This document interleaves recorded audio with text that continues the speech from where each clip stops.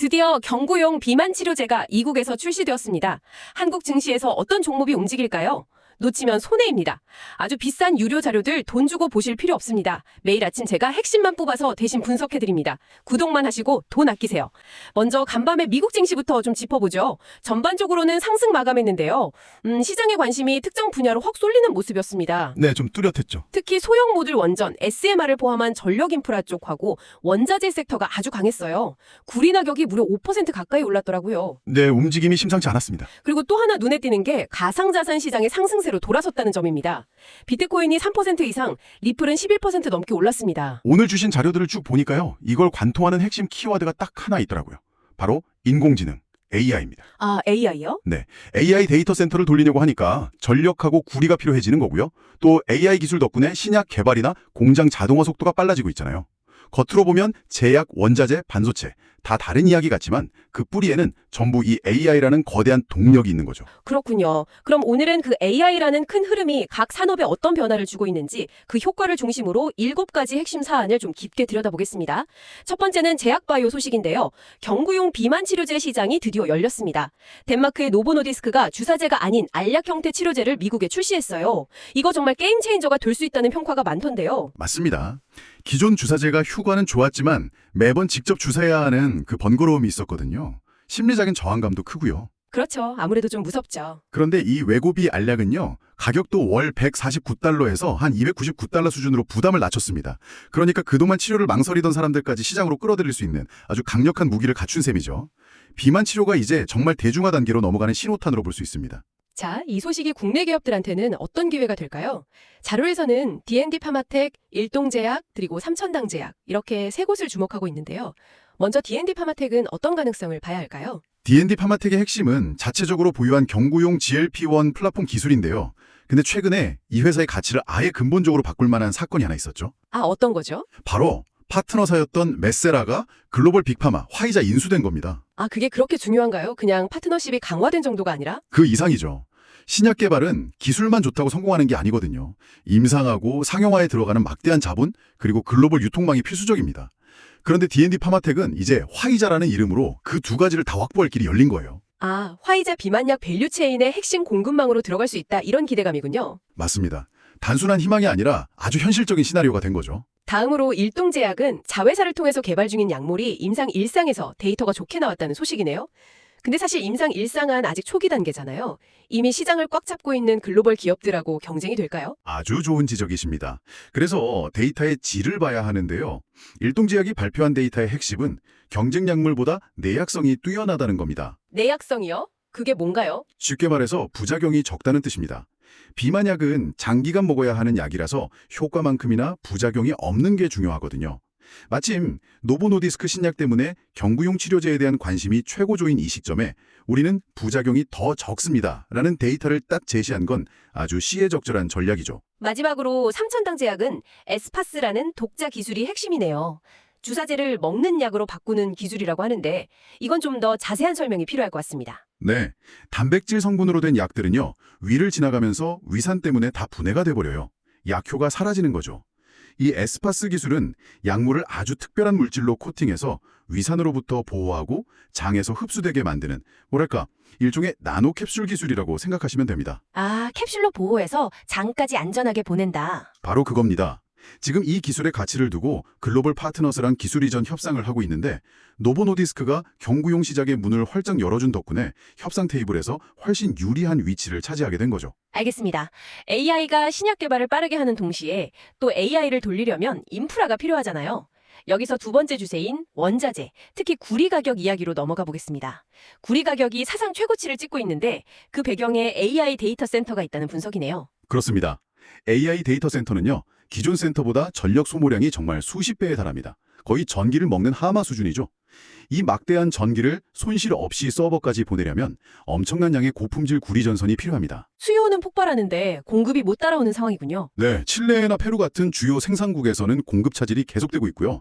그러니까 가격이 오를 수밖에 없는 그런 구조적인 슈퍼사이클에 진입했다는 분석이 많습니다. 국내에서는 구리 가격 상승의 수혜주로 풍산, 이구산업, 티스머티리얼즈가 꼽히네요. 먼저 풍산은 방산하고 구리 사업을 같이 하잖아요. 어떤 시너지가 있을까요? 풍산의 진짜 강점은요. 단순히 원자재 가격이 오르면 제품 가격을 올리는 그 수준을 넘어섭니다. 구리 가격이 오른다는 건 보통 글로벌 경기가 좋거나 인플레이션 압력이 높다는 신호잖아요. 네, 그렇죠. 이게 종종 지정학적 긴장감이 높아지는 상황과 맞물립니다.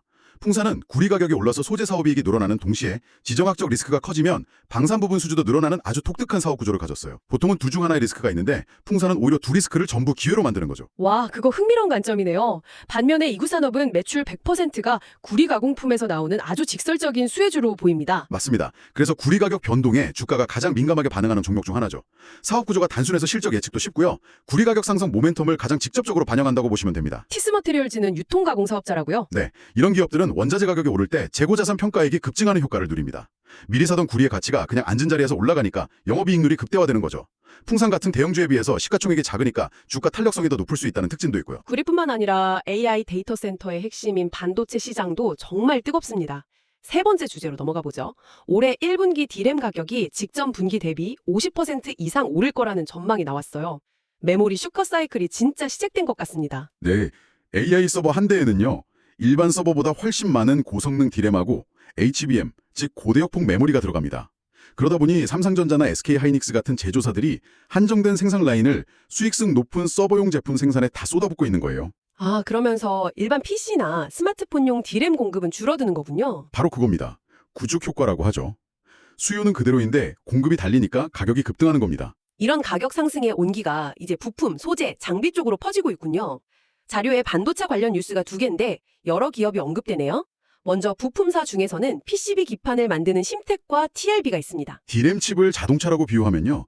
PCB 기판은 그 차들이 달리는 고속도로라고 할 수 있습니다. 디램 성능이 좋아지고 용량이 커질수록 더 넓고 튼튼한 다차선 고속도로가 필요하거든요. 아, 이해가 쉽네요. 심텍은 이 분야에서 세계 1위 기업이고요. TLB는 특히 서버용 고성능 기판에 강점이 있습니다. 디램 가격이 오른다는 건 곧 제조사들의 생산량이 늘고 고성능 제품 비중이 커진다는 뜻이니까 이들 부품사 실적은 좋아질 수밖에 없는 거죠. 장비 쪽에서는 유진테크가 거론됩니다. LPCVD라는 장비가 핵심이라고 하는데 이것도 좀 쉽게 설명해 주실 수 있을까요? LPCVD는 반도체 웨이퍼 위에 아주 얇고 균일한 막을 여러 겹 입히는 장비입니다. 뭐랄까, 웨이퍼에 나노미터 단위의 정교한 레커칠을 수백 번 반복하는 것과 비슷합니다. 와, 레커칠이요. 네, 디램 공정이 미세화될수록 이 막을 더 얇고 촘촘하게 쌓아야 하거든요. 그래서 이 레커칠 장비의 중요성과 수요가 계속 커지는 겁니다. 메모리 제조사들이 돈을 벌면 미세 공정 전환에 투자를 하는데 그때 가장 먼저 발주가 나가는 장비 중 하나입니다. 이어서 네 번째 주제도 반도체 소부장 이야기입니다. 최근에 HBM용 장비로 주목받는 한미반도체를 시작으로 섹터 전체에 대한 관심이 아주 높아요. 한미반도체의 독점적인 지위, 이거 계속 될 수 있을까요? 한미반도체의 TCE 본도는요. 여러 개 디램 칩을 수직으로 쌓아서 HBM을 만들 때 쓰는 핵심 장비입니다. 마치 초고층 빌딩을 지을 때 층과 층을 아주 정교하게 붙여주는 특수 접착 기계 같은 거죠. 네, HBM의 필수 장비라고 들었습니다. 현재 SK하이닉스하고 마이크론이 HBM 생산 경쟁을 치열하게 벌이고 있는데 두 회사 모두 한미반도체 장비를 씁니다. 그러니까 이 둘이 경쟁할수록 한미반도체 수준은 늘어나는 구조예요. 당분간은 이 독점적 지위가 흔들리기 어렵다는 게 시장의 중론입니다. 소모품을 만드는 기업들도 주목받고 있네요. 하나머트리얼즈와 코미코가 대표적인데요. 네, 이 두 기업은 반도체 공장 가동률이 올라갈수록 같이 수혜를 보는 곳들입니다. 하나머트리얼즈는 식각 공정, 그러니까 웨이퍼에서 필요 없는 회로를 깎아낼 때 쓰는 소모성 부품을 만들거든요. 공정이 복잡해질수록 깎는 횟수가 늘어나니까 부품 교체 주기도 짧아지겠죠. 그렇겠네요. 그리고 코미코는 공정에 쓰였던 부품을 세척하고 특수 코팅하는 서비스를 제공합니다. 반도체 공장은 거의 수술실보다 더 깨끗해야 하거든요. 공정이 미세화될수록 먼지 한 톨이 수율에 치명적이라서 세척, 코팅이 더 중요해집니다. 뭐랄까 반도체 공장의 위생관리팀이라고 할 수 있죠. 아, 가동률 상승 추가, 공정 미세화 키가 동시에 실적을 끌어올리는 아주 이상적인 환경이군요. 정확합니다. AI가 반도체 수요를 이끌고 그 반도체를 만드는 공장은 점점 더 자동화되고 있습니다. 다섯 번째 주제인 로봇 이야기로 자연스럽게 연결되네요. 보스턴 다이내믹스의 휴머노이드 로봇 아틀라스가 몇 년 안에 현대차 공장에 투입될 수 있다는 전망이 나왔습니다. 이건 아주 상징적인 소식이죠. 자동차 공장은 정해진 절차에 따라 무거운 부품을 반복적으로 조립하는 일이 많아서 사실 휴머노이드가 활약하기 아주 좋은 환경입니다. 노동력 대체를 넘어서는 의미가 있겠네요. 그럼요. 생산성과 유연성을 극대화하는 스마트 팩토리로의 전환이 빨라지고 있다는 걸 의미합니다. 그렇다면 현대차 그룹의 로봇 도입이 빨라지면서 어떤 기업들이 수혜를 볼까요? 그룹사인 현대오토웨버의 역할이 중요해 보이는데요. 물론입니다. 휴머노이드 로봇은 하드웨어도 중요하지만요. 수많은 로봇들이 서로 부딪히지 않고 협업하면서 공장 전체 시스템과 데이터를 실시간으로 주고받게 하는 뇌와 신경망이 훨씬 더 중요합니다. 아, 그 소프트웨어와 관제 시스템을. 네, 바로 현대 오토에버가 담당합니다. 로봇이 늘어날수록 현대 오토에버의 역할은 절대적으로 커질 수밖에 없는 거죠. 하드웨어 쪽에서는 정밀 감속기를 만드는 FPGA가 주목받는군요. 감속기는 로봇의 관절입니다. 모터의 빠른 회전 속도를 제어해서 로봇 팔다리가 아주 정교하고 부드럽게 움직이도록 하거든요. 사람처럼 자유롭게 움직여야 하는 휴머노이드는 기존 산업용 로봇보다 훨씬 더 많은 그리고 고성능의 관절을 필요로 합니다. SPG는 일본이 독점하던 이 시장에서 국산화에 성공한 거의 유일한 기업이라서 로봇 국산화 트렌드의 핵심 수혜주로 꼽힙니다. 현대 무벡스도 있네요. 네, 현대모백스는 물류 자동화 전문 기업인데요. 휴머노이드가 조립 작업을 하기 전에 필요한 부품을 정확한 위치로 옮겨주는 역할을 합니다. 스마트 팩토리 구축의 가장 첫 단계라고 할 수 있죠. 방금 로봇과 공장을 돌리려면 엄청난 전기가 필요하다는 말씀을 드렸는데요.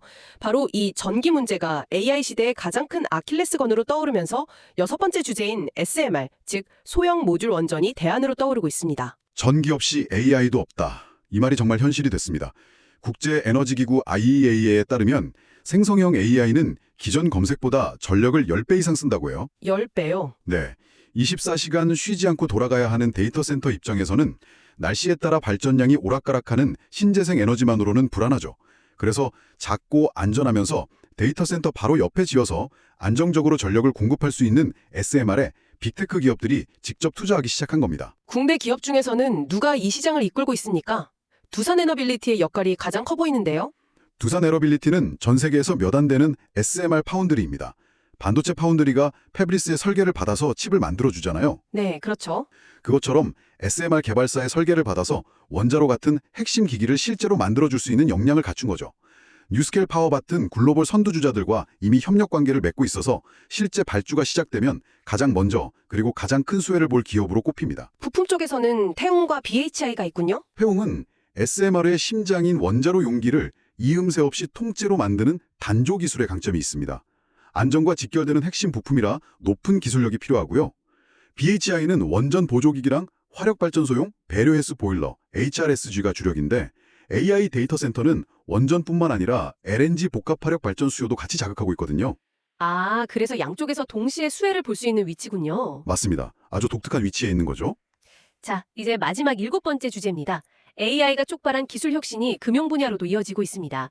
정부가 원화 기반 스테이블 코인 발행을 허용하기로 하면서 디지털 자산의 제도권 편입이 가시화되고 있습니다. 네, 스테이블 코인은 원화나 달러 같은 법정 화폐와 가치가 1대1로 연동되는 디지털 화폐죠. 가격 변동성이 거의 없어서 실제 결제 수단으로 활용될 잠재력이 아주 큽니다. 이번 정부 결정의 핵심은 은행 중심 컨소시엄이라는 안정장치를 두면서도 기술 기업이 실질적인 운영을 주도할 수 있도록 길을 열어준 겁니다. 안정성과 혁신성 두 마리 토끼를 다 잡겠다는 의도군요. 네, 그렇게 해석할 수 있습니다. 이 결정이 핀테크 기업들에게 어떤 기회를 줄까요? 은행 시스템 구축 경험이 있는 핑거가 가장 먼저 언급되네요. 핑거는 오랫동안 국내 주요 은행들의 온라인 뱅킹 시스템을 만들어 온 기업입니다. 은행 중심 컨소시엄이 만들어질 때 기존 금융 시스템하고 블록체인 기반의 스테이블 코인 시스템을 안정적으로 연결하는 역할을 가장 잘할 수 있는 기업 중 하나죠. 은행권에서의 풍부한 사업 경험, 즉 레퍼런스가 가장 큰 자산입니다. 결제 인프라를 가진 갤럭시 하머니트리와 다날도 기회를 잡을 수 있겠군요. 그렇습니다. 스테이블 코인의 궁극적인 활용처는 결국 결제니까요. 갤럭시와 머니트리는 기존의 전자결제 사업과 준비 중인 토큰 증권, STO 플랫폼을 스테이블 코인과 연결해서 시너지를 낼 수 있고요. 다날은 휴대폰 결제 1위 사업자로서 방대한 가맹점과 결제 노하우를 가지고 있습니다. 기술 기업의 실질적 운용이라는 측면에서 이들의 인프라와 경험은 콘소시엄에 반드시 필요한 요소가 될 겁니다. 자, 오늘 분석을 정리해 보겠습니다. 경고용 비만 치료제부터 구리, 반도체, 로봇, SMR, 그리고 스테이블코인까지. 언뜻 보면 다 따로 노는 것 같지만 이 모든 변화의 중심에 인공지능이라는 거대한 동력이 있다는 걸 확인할 수 있었습니다. AI가 산업의 수요와 공급, 생산 방식을 근본적으로 바꾸는 이 변곡점에서 새로운 기회를 잡는 기업들의 윤곽이 드러나고 있네요. 맞습니다. 여기서 우리가 한 걸음 더 나아가서 생각해 볼 질문이 있습니다. 오늘 다른 산업들은 AI가 직접적으로 수요를 만들거나 생산성을 높이는 분야였잖아요. 그렇다면 AI가 불러온 이 거대한 부와 생산성의 향상이 전혀 예상치 못한 제3의 영역, 예를 들면 콘텐츠나 교육, 헬스케어 같은 서비스 산업의 소비 패턴은 또 어떻게 바꾸게 될까요? 기술 발전이 만들어낸 시간과 자본이 다음에는 과연 어디로 흘러들어갈지 고민해보는 것, 이게 또 다른 기회를 찾는 열쇠가 될 수 있다고 봅니다. 청취해주셔서 감사합니다. 즐거운 하루 되세요.